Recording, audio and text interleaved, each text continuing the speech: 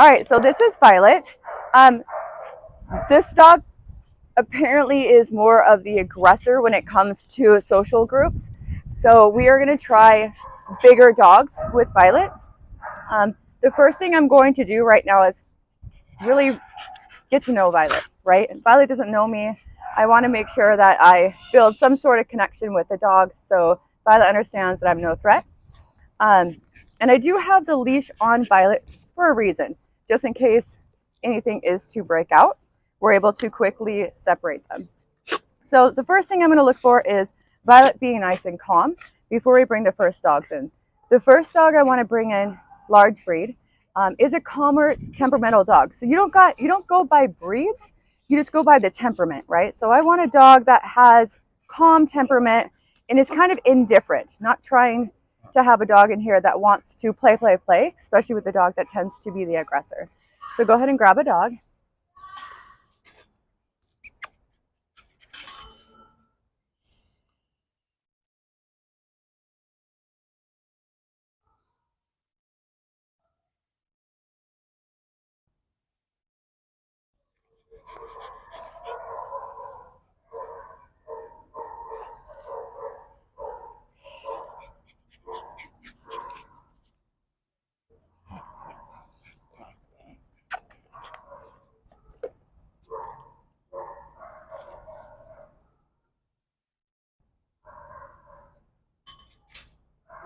All right, here comes the dog, a calmer dog.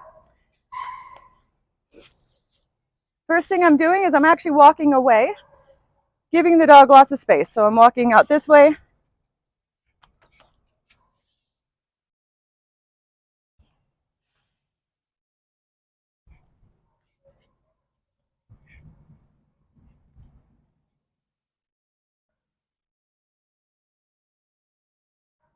I'm not allowing the dog to pull towards the other dog, kind of giving room and space.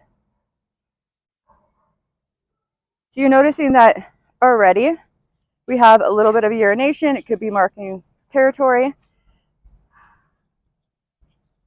So I'm going to kind of walk around.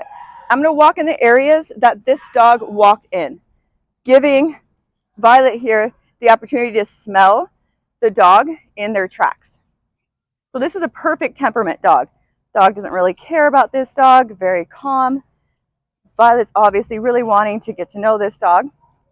The last thing I'm going to do is come up behind a dog that is drinking water, especially with a small dog that tends to be the aggressor.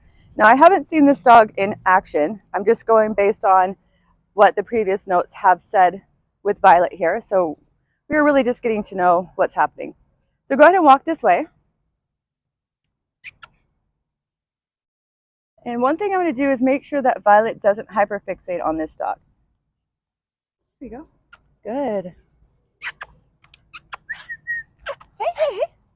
So you see a little hyperfixated, so I'm going to walk away. I want Violet to be introduced to this dog in a nice, calm manner. Hi, there we are. A little more focused on me, and I'm not asking for obedience. I'm not asking for a whole lot, just temperamentally calm.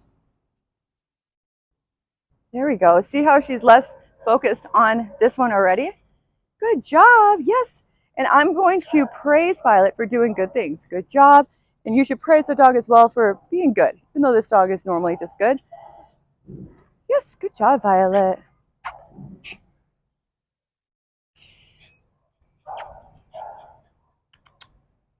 Good. Here we go.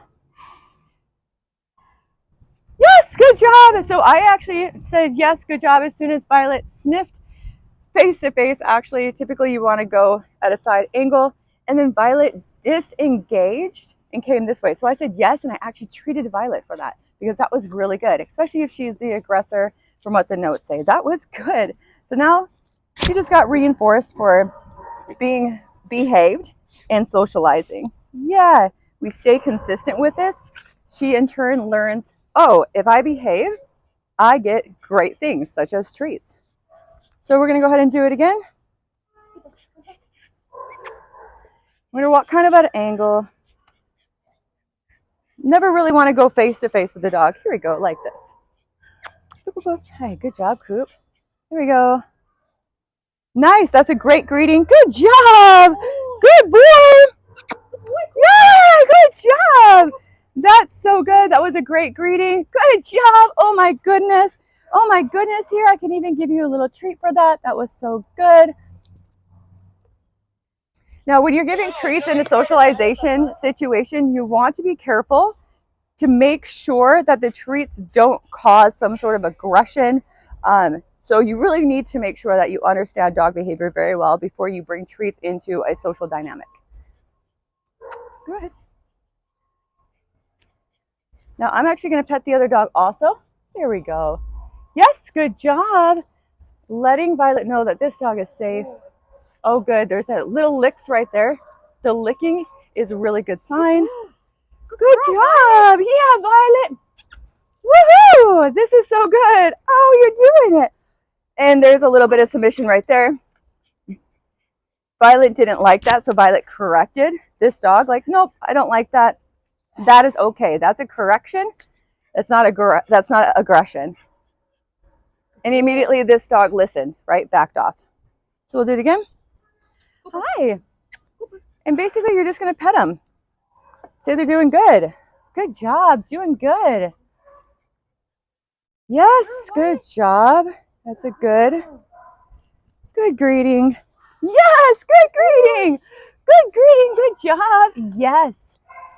And keep really loose on the leash. This is turning out to be really good. Good job, Violet. Oh my goodness. That was so good. Here, and as you can see, I'm actually making the treats a little random or variable. Not every single time is she getting a treat. She actually seems to lose some interest in the treats, actually, which means the treats aren't high enough value. And she's actually losing some interest in the dog. So that's really good. So what I'm going to do as she's losing interest in the dog is I'm going to release her from the leash, and we're going to do it at the same time, okay? So you're going to, on the count of 3, release the dog, and you're going to walk that way. I'm going to release the dog and walk this way. And what that will do, it will encourage the dogs to go in separate directions versus go right together. Does that make sense? All right, ready? 1, 2, 3. Walk away. You walk that way. Good job.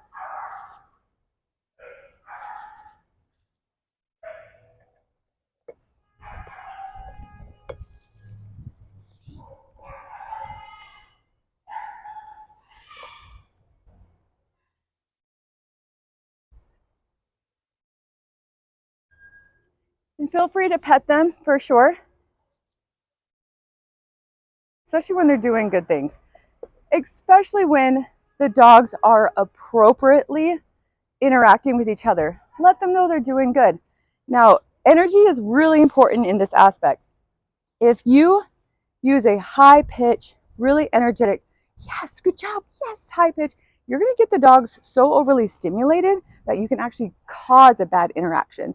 So you want to make sure that you're good job, yay, nice and calm, little pets. Now when you're petting a dog, you're scratching them on top of the head, that actually stimulates the dog, excitability. So when you're petting them, nice, calm pets, a little bit of pressure, that keeps the energy nice and calm. So this is really good. I would even say we can add in a third dog. All right, so go ahead and add in another dog. Calm energy similar to this one. Perfect.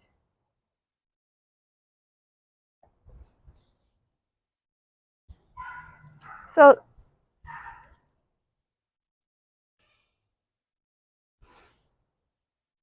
now there's many different ways you can actually socialize with dogs, and there is different things you can do with the leash. Now, it could go wrong both ways. If I was to leash this dog and the dog that comes in is leashed, and then this dog is not leashed, all around you're creating some vulnerability right there, right? But if you don't leash the dogs, all around you can create some aggression that could happen, and then you're not in control, right? So you really want to make sure you understand dog temperament for sure.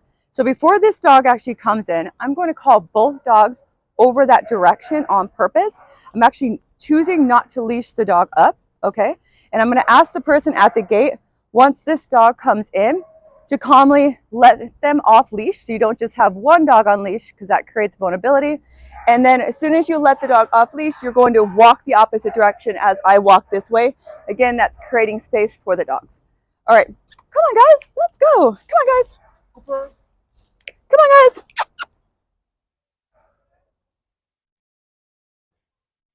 Yeah. Hey Violet.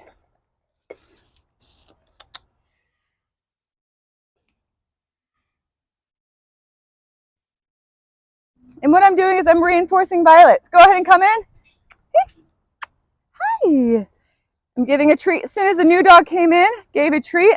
It's okay that Violet is going over that direction. Go to unleash your dog. Unleash your dog quick and walk the other direction. There you go. Hi. So yes, this dog came right up to me. That's quite okay. You just want to do the best you can to combat the face-on-face interaction right away. So you can see what I'm going to do is kind of, yes, good job, intervene. So it looks like Violet is already picking up on the fact that every time I go over there and greet the dog nicely, I get a treat, because that's exactly what she just did. She went over there, greeted the dog, and came right back to me as though she knew she's going to get a treat. So that's what happens when you stay consistent using appropriate reinforcement.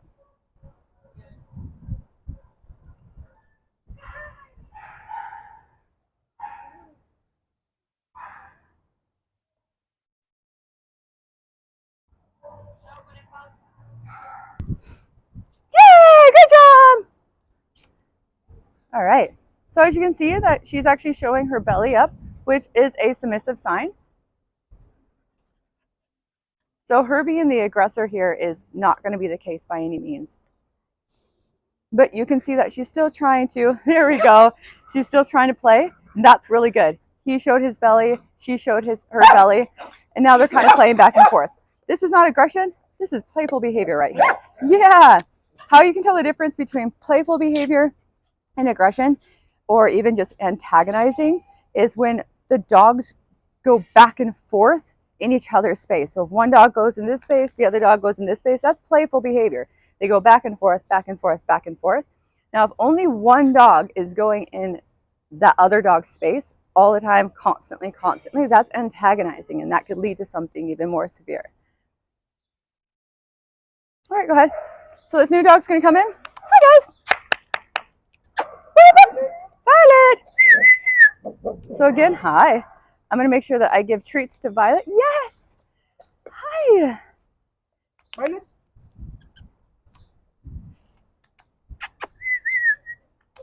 And what you guys are seeing is I'm actually giving treats to all the dogs, because you have to be really, go ahead and come in right away.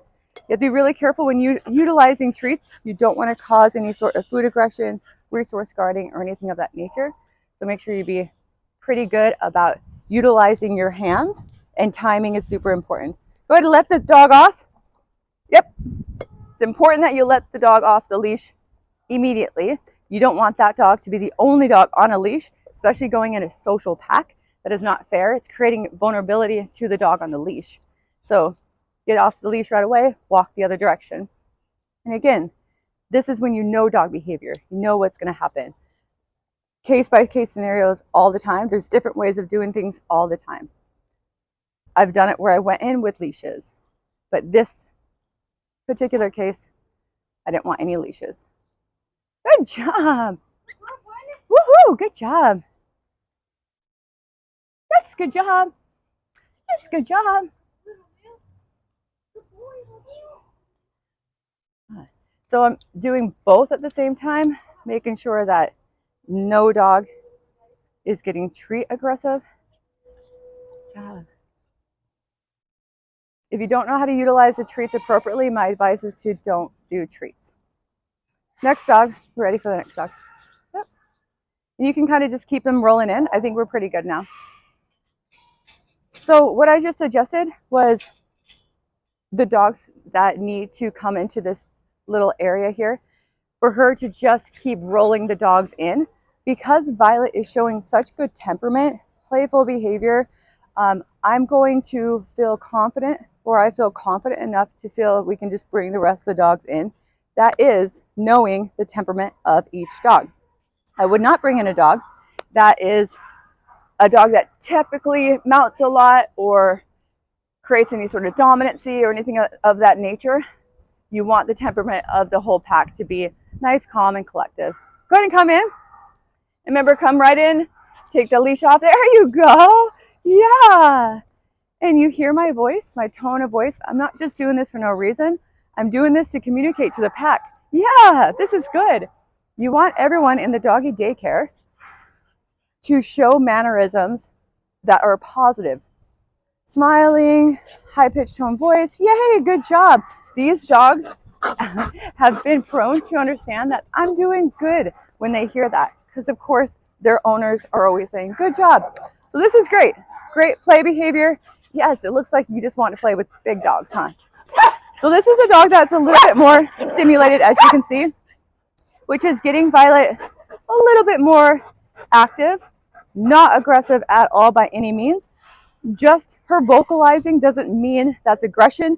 It just means her vocalizing. Dogs vocalize. She's getting excited. Yeah.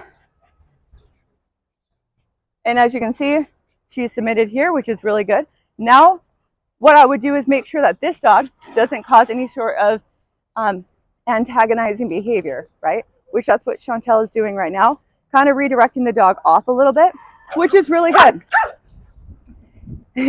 Right there, what you just saw, that was a correction. That's a beautiful correction, not aggression. Correction, when dogs correct each other, that is so amazing, especially when the other dog listens. That's dog communication. You want that in a social pack. You want that to help each other understand. It's just like humans. When we're learning to talk with each other, we are learning how to appropriately behave with each other. I didn't like something you said, I'm going to tell that person. Exactly the same thing with dogs. And the way I know that it was a correction and that the dog communicated is as soon as she corrected this one listened and stopped, right? So that's really good. And then everyone kind of went on their day. You can stop it now.